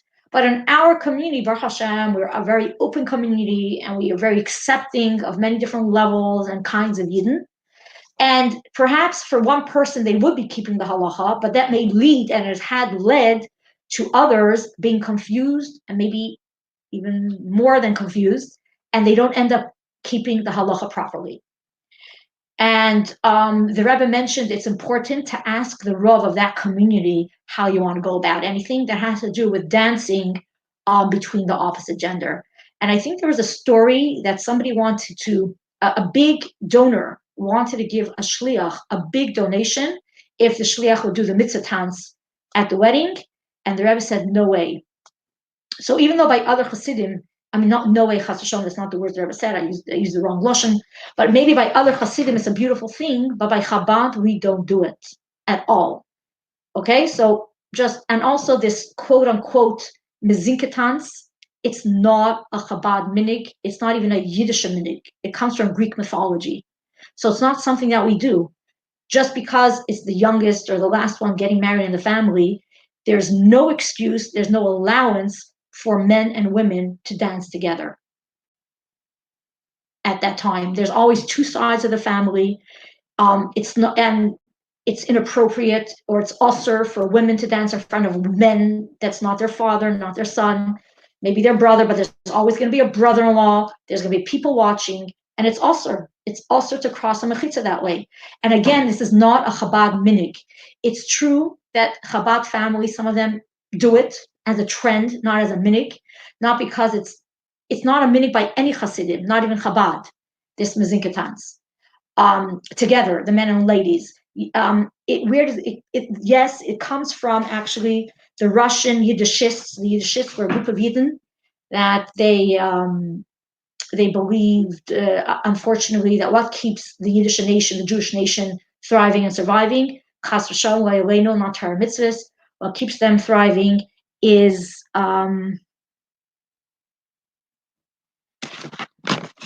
what keeps us thriving is the Yiddish language. And they created many beautiful skits and poems and songs and literature in the Yiddish language. And they took this concept that comes from Greek mythology, and they developed this tune and the song and the mezinketans. And our generations that came from Russia, unfortunately, what kind of entertainment did they have? There's no Jewish novels and Jewish movies and Jewish anything. So this was Yiddish, and it kind of filtered through and was brought over to America. But no, it has nothing to do. It has nothing to do with Yiddishkeit. It has nothing to do with a minig Chabad, a minig Hasidim chas v'shalom, and not a minig Yisrael either. Yes, if you want to celebrate gratitude, and I wish they should bench me and every single person listening, and even those that not listening, they should bench every single one of us, that we should be zeicha to marry off every one of our children together with our husbands in health, and in good health, in all kinds of health, ruchnistic health, kashmistic health, emotional health, and we should be zeicha to that beautiful moment. And if we are zeicha that the youngest of the family is getting married, of course we want to show appreciation and gratitude to the Eibishter, and we could celebrate it in a way that doesn't breach chas v'shalom any halacha. So I think I'm going to pause right now, and we're going to have time for questions and answers. I want to just maybe add a few little details. One, about going to the oil. Okay, this is feedback from the Kallahs. And also two things. The proper time to go to the mikvah is the night before the wedding. It's true that al pi halacha, you're allowed to go up to 4 nights before. However, the Tzemach Tzedek paskins that it's best to go as close to the wedding, not earlier than the night before. Some people, the night before is too difficult. For a Kallah, she may be allowed to go during the day. Of course, she has to make sure to do the Hafsek at the right time if she wants to go during the day, not at night. But you could check with your Rav, but not earlier than that, unless it's a really special circumstance. We follow what it says by the Tzemach Tzedek. So I want to make you aware of that. Another thing is about going to, because let me put it in context. There's a lot to do the day of the wedding. There's the makeup and the nails and the hair and the this and the that, And sometimes, like the Kallah is like, I want to go to the mikveh already. I want to check it off my list. I want to go to the oil, check it off the list, get it like behind me. This is like really the wrong attitude. It's like, let me just get bench lichs, I'll get it behind me. Like our whole preparation is for lich benchen. That's the mitzvah that we're preparing for. It's not, oh, let me just run a bench lich and get it behind me and then move on to the next topic. So when we're doing the planning, we have to have the right perspective. We have to have the proper perspective that the mikvah is the main preparation for the holiness of the wedding day. And it's not just like a by the way, let's get it off the checklist. So too, going to the Ohel is an important part of soliciting the proper blessings on that day. If you're here, if you want to go the night before, you want to go the morning, whatever it is, I'm not mixing into the night or the day, but we go the day of the wedding. It's part of how we prepare and draw down the brachas for the day. It shouldn't be, oh, we have exactly 10 minutes to go to the Ohel, in and out, in and out. Yes, write the plan before, make sure it's ready. We tell our Kallah ideas what to write. They should plan before to save time and to make sure it's a proper plan. But it's not like, okay, 15 minutes in and out, da, da, da, da, da, da. This is the ruchnius, and make sure we invest proportionately the ruchnius and the gashmius. Okay, so we have,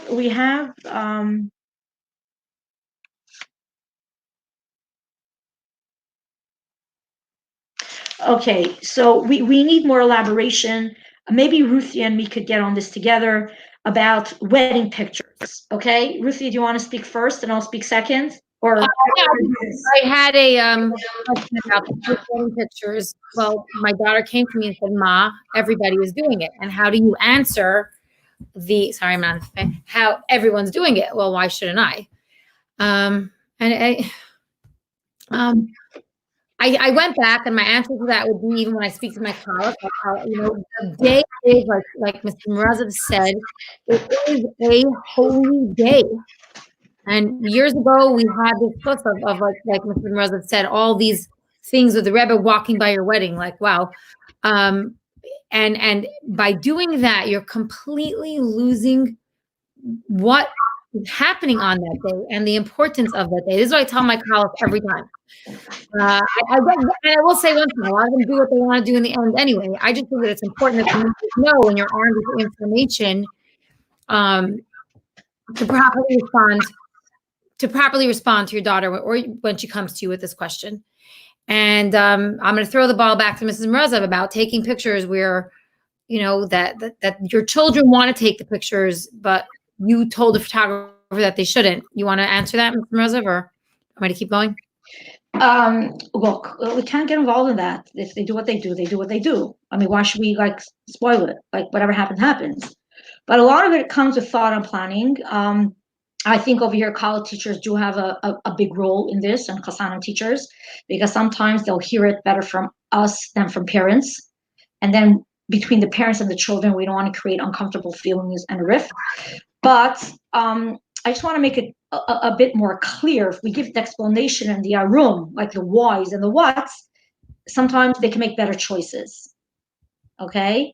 And this is not only for Chassan and Kallahs. When we see pictures that are posted, it is very confusing because the pictures that we see, even from people that we respect and we feel should be Chassidishe or whatever, some of them are not really up to par.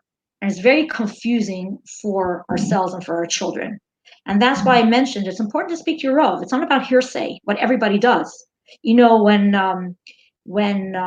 like Ruthie said, when people are coming into the wedding hall and the Chas and Kallah are already coming under the arches, people think it's the trend, it's the thing to do. Like, what's wrong with it? Like, fine, like everyone does it.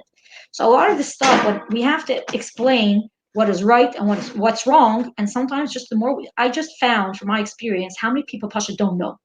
So I want to explain this a little further. We also be aware that it's Pashit a din in Shulchan Aruch that husband and wife do not display affection in front of others. Okay, it's a din in Shulchan Aruch. It's not just like a Chassidishe minhag, or it's not proper, or it's not nice for your marriage. It's Pashit halacha. And you can ask your Rav, there is a halacha that affection between husband and wife is not displayed in public. And the wording in the halacha is not even about hugs and kisses. The wording in the halacha is that the wife doesn't inspect the husband's head for lice in front of others, so that the onlookers should not come to think about romantic thoughts or male-female intimate thoughts when they see that closeness between husband and wife, that she's, checking his head for lice. I do want to say that I was always wondering why the Shulchan Aruch brings that. example of all others. And actually, there's a whole background to it that my husband showed me. It says a Gemara, and there's a mimer on this whole background of checking the head for lice. But we're not going to go into it now. But why do I want to tell you this? Because different types of Yidden interpret this halacha on different levels. Okay, so it's true. By modern orthodoxy, they will say that because the halacha continues, that the problem will be that the onlooker, the male especially, who may see this, will start having hirhor, which is thoughts, romantic thoughts, which is also for him. So they will say, well, nowadays, like, everybody is affectionate, like, no one's starting to think, it's so normal, there's no thoughts there, it's like part of life. So they will only forbid, I don't know how to say this in a way, really like intimate behavior that really is like belongs in the bedroom. That's what you don't do in front of others. But we're not modern Orthodox, okay? We're Chassidim. From a Yidden, we'll take this halacha literally. Anything affectionate, hugs, kisses, holding hands, a pat on the back, anything that shows an affectionate touch, we don't do in front of others. You know, if the whole world thinks it's normal and they don't get thoughts, well, something's wrong with the rest of the world. But Baruch Hashem, us as Yidden, we have that sensitivity of the kedusha, of the male-female connection, you know? But Chassidim, we take it literally. That means checking the head for lice is not hugs, it's not kisses. It's a physical act that shows a closeness. So any physical act that shows a closeness, we don't do in front of others. And also in pictures, it's not for us. We don't show it, we don't display it. So if you want to have your personal private pictures that you take and nobody ever sees it, fine, go ahead and do it. I mean, I'm not a Rav, check with your Rav. If that's practical or not, it's very rare. I mean, after 120, someone's going to find your albums. Like, are you really going to find it forever? Like, no one's going to scroll down your phone. You know how the kids, like, they press, not my phone is off limits to anyone in my family, but I see what the kids do. They start pressing buttons and they come up with stuff. You have to be careful. So in halacha, it's an issue. But I like to also make my chas and kallahs aware of another two aspects to this. And when I speak to them, it sinks in. What? No. Okay. Ruthie, could you keep yourself on? Because I'm talking to someone. You know how hard it was to talk to myself? I'm totally trying to. What? I see you. Okay, fine. Okay, good. Anyways, listen. So two things. I tell them of an incident that happened. I heard this from Rabbi Jacobson, and I hope I'm repeating it properly, like Rabbi Y.Y. Jacobson. There was an incident that once the air conditioner was broken in the Rebbe's house, so they called a repairman, and he didn't know that he was coming to the Rebbe's house, and he did the repairs. The Rebbetzin was home, and before he left, he asked the Rebbetzin, like, "Are you Chabad?" And she said, "Yes." "Do you admire the Rebbe?" "Very much so." "Well, where's the picture of the Rebbe in your house?" "I'm in the living room. I'm in the dining room. I come to many houses in Crown Heights. Everyone has a big, huge picture. I don't see it." So she answered, "I have the original." And I explained that you're just coming from the chuppah, where the two half neshamas were just united in a very deep level. Two half neshamas are embarking on a journey of oneness. This is the deepest sense of unity. Is there a way to capture that oneness in a photo? There's something much deeper that's happening than can be captured in a photo. And if we have a chush and a geschmack in Chassidus, if you have etzem, why go for gilui? But I also explained something else. And actually, I don't know how many people are in this audience right now, but I'm saying this, what I'm going to say now, for like 20 years, and even in high school and even in seminary. And I'm waiting for someone to actually refute me on this. So if you're going to be the one to do so, I'll be happy to hear from you. Okay? Chas and Kallah never touched each other before in their life. That's how it's supposed to be. Okay? The first time they have the opportunity for touch, if she's tahira, is in the yichud room. That's not very much happening. After that, they come for the pictures. Do you really think they feel so natural with those affectionate poses if it's raw and new to have the touch together? It's usually then a staged event, or unless they saw so many romantic movies that they're so used to this type of affection that becomes part of their mindset. But somebody who followed the proper protocol, the proper halacha, the proper chassidishe hanhaga, they're not very comfortable posing. And where are they posing? They're not even in a private setting. Don't forget, there's the photographer with the the two people holding the flashes and the canopies and whatever else they're holding over there. I don't know what's going on here. Then they have the videographer, they have little kids and family members are hanging all around, the party planner saying faster, faster, faster. So do you really think it's a comfortable, natural pose? It's a staged event. Why be fake? Okay, so I hope that answered that question. I forgot what the question was.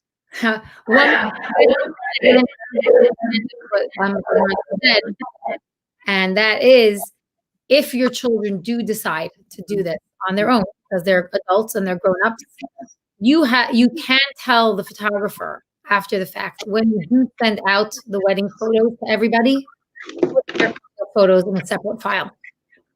Send it only to them. At least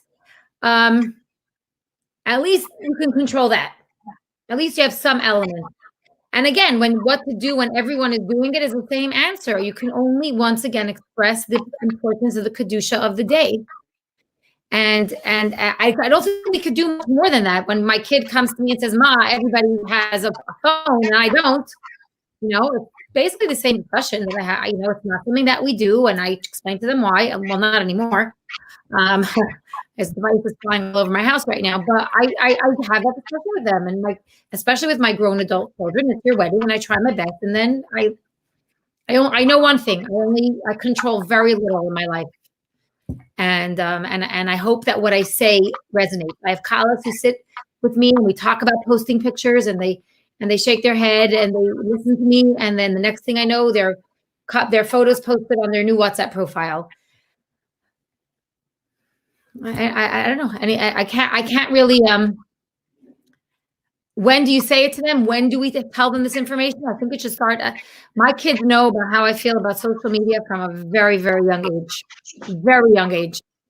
They're like I said, they had to show me how to do this tonight. So I don't do. Someone asked, do you have any tips on advice for appropriate or Chassidishe dating, Mrs. Morozow?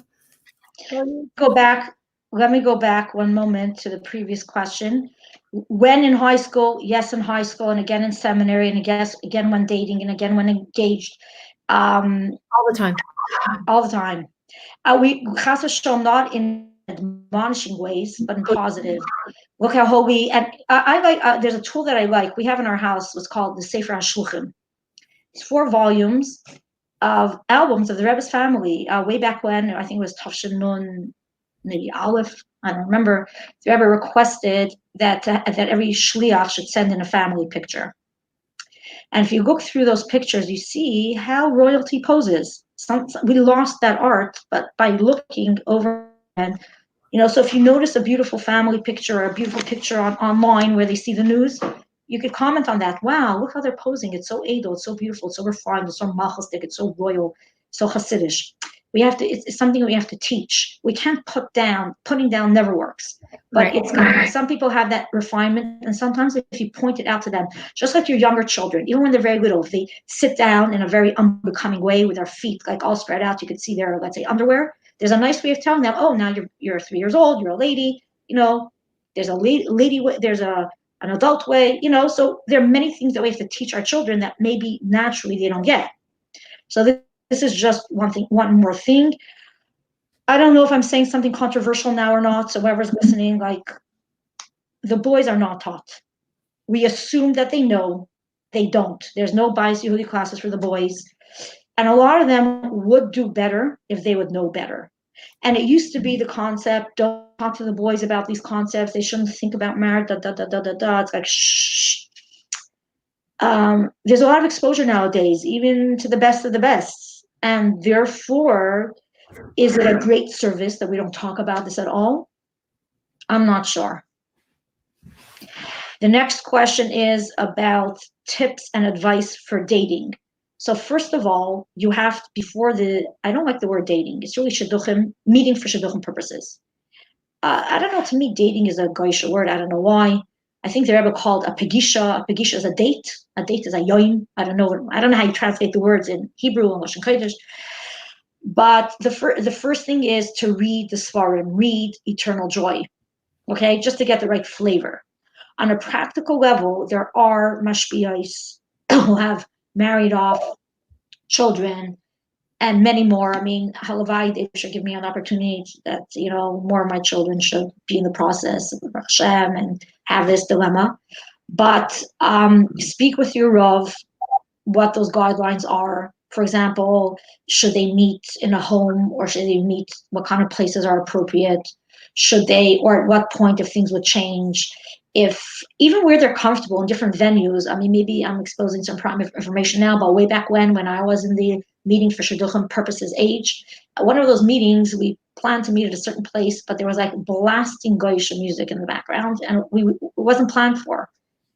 It was a little uncomfortable. I was so uncomfortable, so I spoke up and I asked if you could just change venues, because it wasn't noticed by the other party, but I was super sensitive to it. Not because the other person didn't notice. It's not like they wanted to be there on purpose.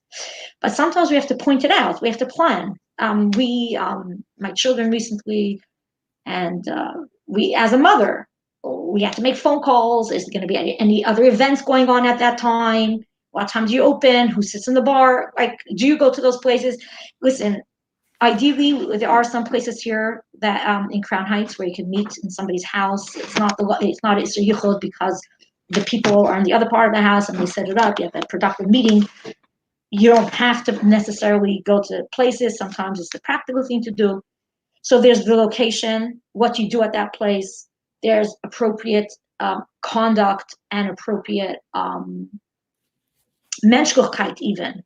I've had some girls that called me and I said, that's what you asked him? Like you were interrogating him? Like just practicing conversations, how you could get the same information with a nice kind of conversation and a nice question, and not like you're there interrogating somebody. There's something called Avos Yisrael, just be a mensch. So if you as a mother don't know, you should be in touch with your mashpia. There are dating coaches, the Chassidishe woman who've married off people and could give you that advice. And don't assume that your children know. The same thing during the engagement.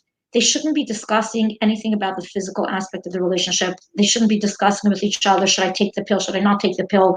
What kind of beds, the size of the beds? They go shopping for bedroom furniture together, mattresses. This is totally inappropriate, totally inappropriate. There's a gather that before you marry, there's no discussion about anything that has to do with the physical aspect of the relationship.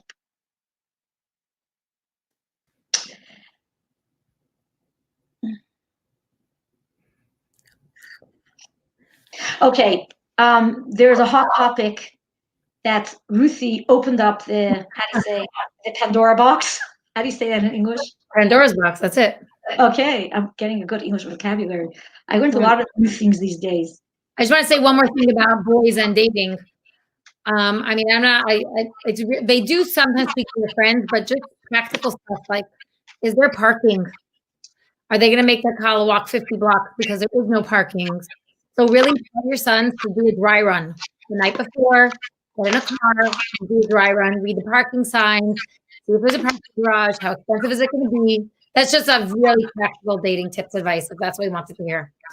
But then again, does anything change because of Corona? Sure, things change because of Corona because we have to keep the law. I know Ruthie doesn't like the law sometimes, but I said sometimes. It's difficult for all of us. It's a pain. It's a real pain. Sometimes to withhold, to withhold whatever we'd love to do. I don't think it's a time to break the law. You don't break the law of yichud either. Some people do well with Zoom and some people don't. So you have to think, I mean, could you imagine sitting like facing someone for so long, like face to face, not even like next to each other, not even walking? Dating like again, please, I didn't hear. Dating like this? Yeah, dating like this, yeah. And whatever but there are ways around it, like with honest communication, being straightforward. Say, look, every half an hour, I'm going to take a walk. We'll come back. We can't maybe sit in one place for so long. So some people are dating now anyways, and with social distancing, I don't know if they sit across the dining room table. I don't know how this works. There are ideas, and some people are avoiding it because they feel you don't want to put your son or daughter in an uncomfortable position. It makes it even harder for them. So I guess it depends on personality and circumstance. And again, the mashpia, the rav, and the law.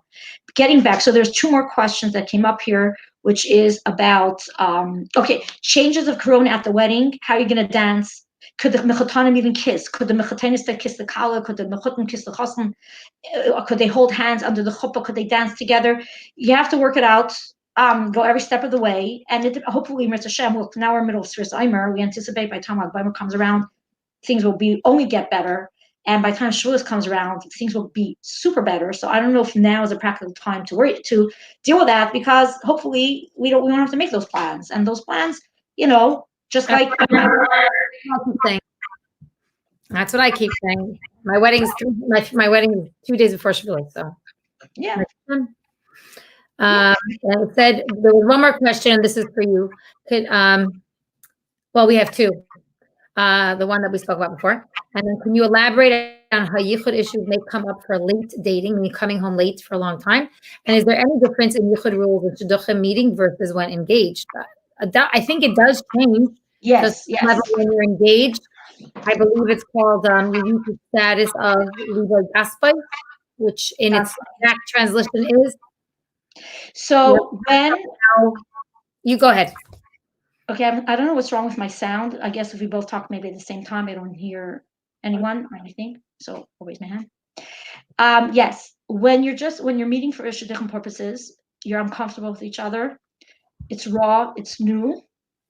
Yichud applies, but there's more stringencies when it comes to once you're already engaged. Like Ruthie mentioned, you enter the halacha category of li by gaspa, which means he's fond of her.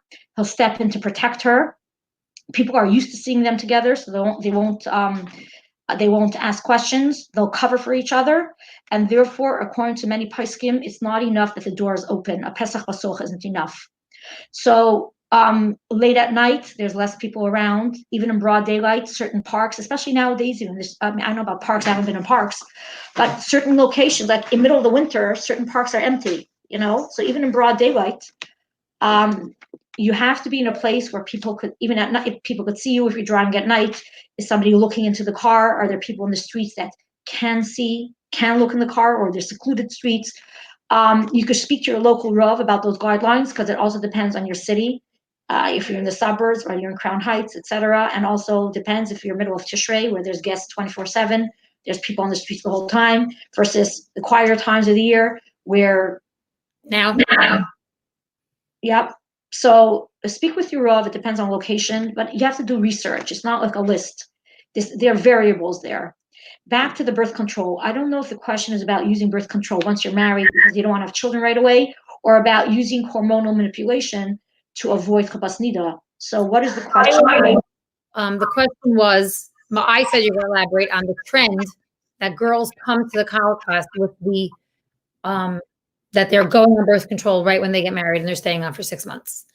I mean, I could say what I say to them when they say that to me, but I think I say to them very plainly and very simply. I have a whole Peru review class that I give with them, and I do say to them that staying on birth control after your wedding requires the consent of your third partner, who is the Eibishter. And the way you get the consent of your third partner, the Eibishter, in your marriage, you committed under the chuppah, the Eibishter, the third partner in your marriage, is by speaking to a Rav. Taking hormones before you're married to avoid chapas nida is one thing, and continuing after is a completely other thing. And you need to speak to a Rav. A lot of the girls are like, "What? I had no idea." And some of them are like, "I know," and my parents know who to speak to. But I think it's more, there's like this trend that it's like the thing you need to do.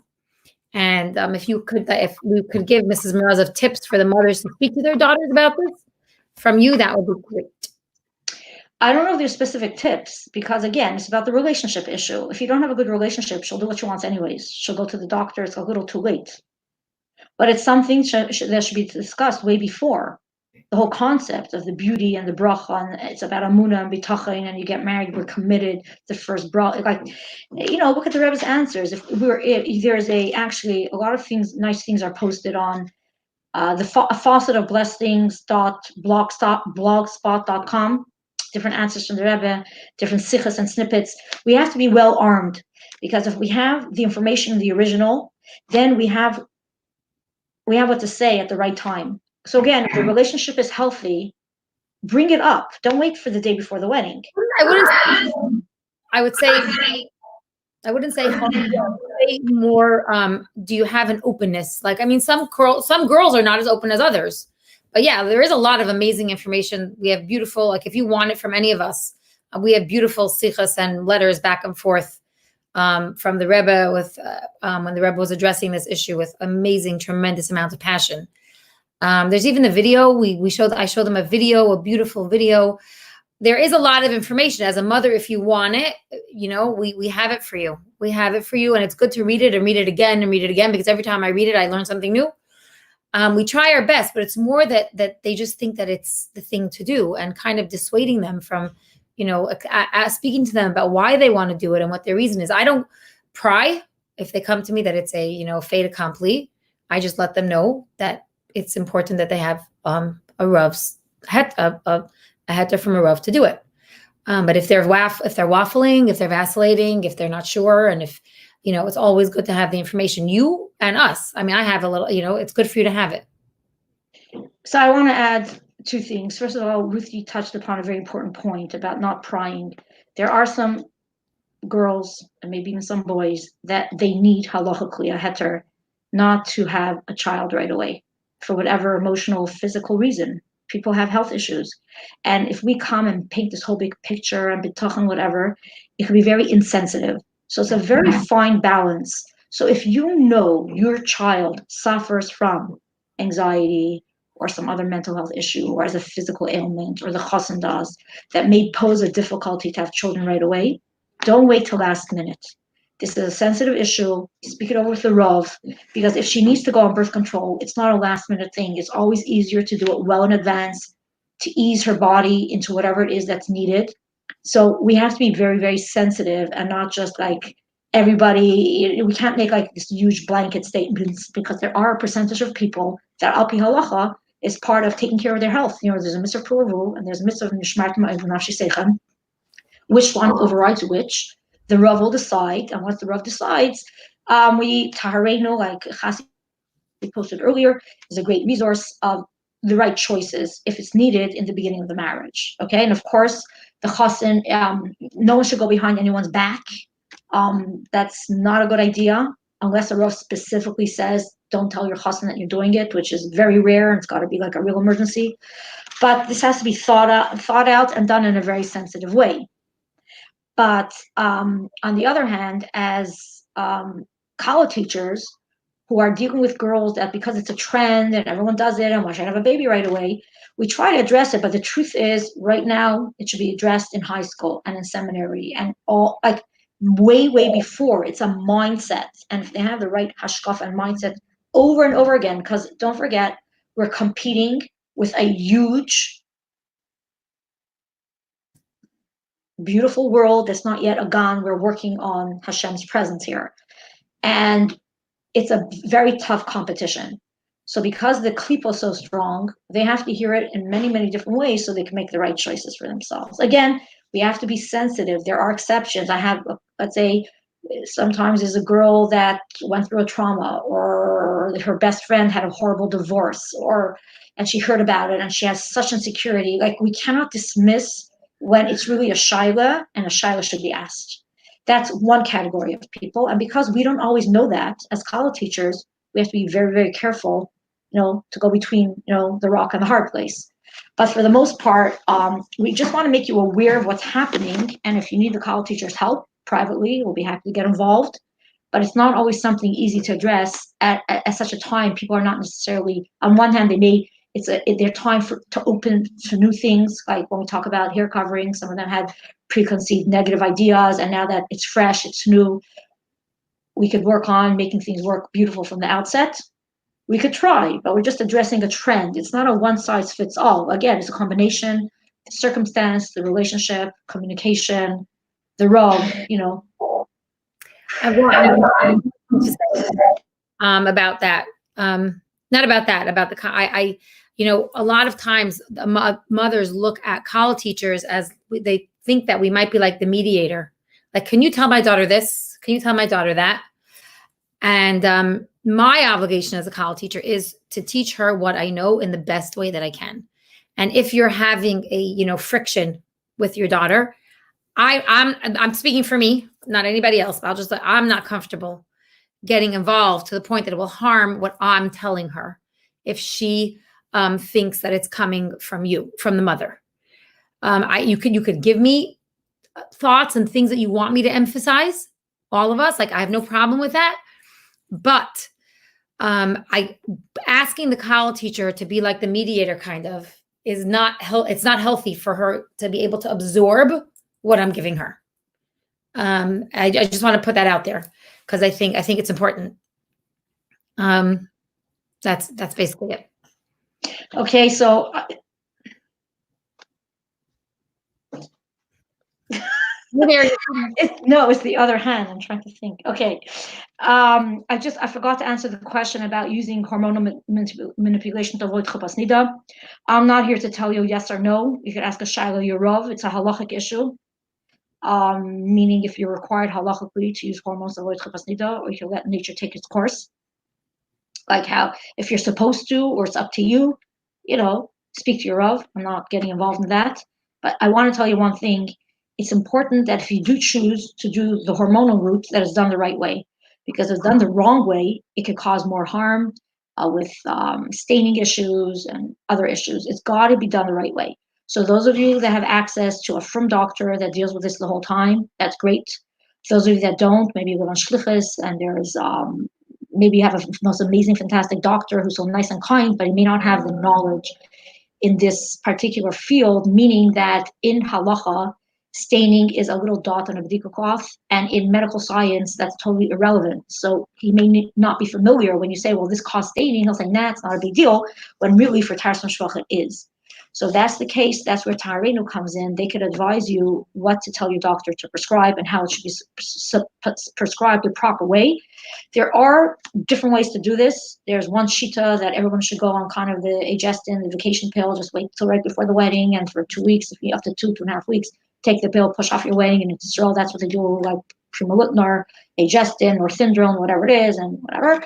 For some people, that doesn't work. For whatever reason, I'm not going to get into. You can discuss with your doctor, and they prefer a long-term combination pill, birth control type of pill, but that must be started well in advance, like 2 months or more. And the best time to start it is actually the second or third day of the period. So that's why, like, if the girl, had the l'chaim, she's getting her period, it's good to consult the doctor right away so you can make the choice if you want to do the birth control route or you want to wait and see and do the agestin, the progesterone only route. And again, Taharenu can explain to you the difference of both. So you can make A, an informed decision, and B, you must take the medication precisely as you're supposed to as a firm woman. So it should cause the least amount of staining and the least amount of side effects. I want to finish up, and I want to actually bench all of us that we should be zeicha immediately to the chasana of Kutchabucha and Knesset Yisrael.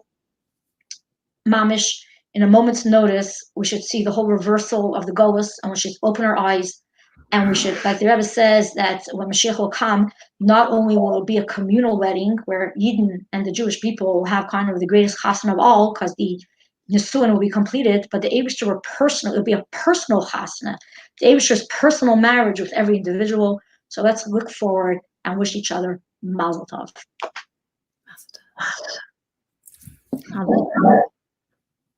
Can't hear you.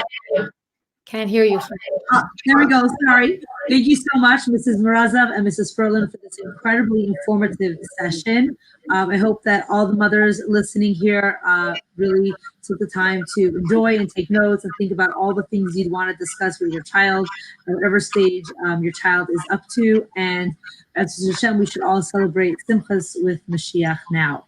I want to just let you know that this is the second in a series that we're having, and to please tune in again next Wednesday at mikvah.org/live at the same time at 8 o'clock for an informative session on the background and reasons for hair covering, highlighting the Rebbe's perspective with Mrs. Esther Valinkin. So thank you again, Mrs. Morozow and Mrs. Sperlin, and see you all again next week, 8 o'clock, same time, same place. Thank you. Bye.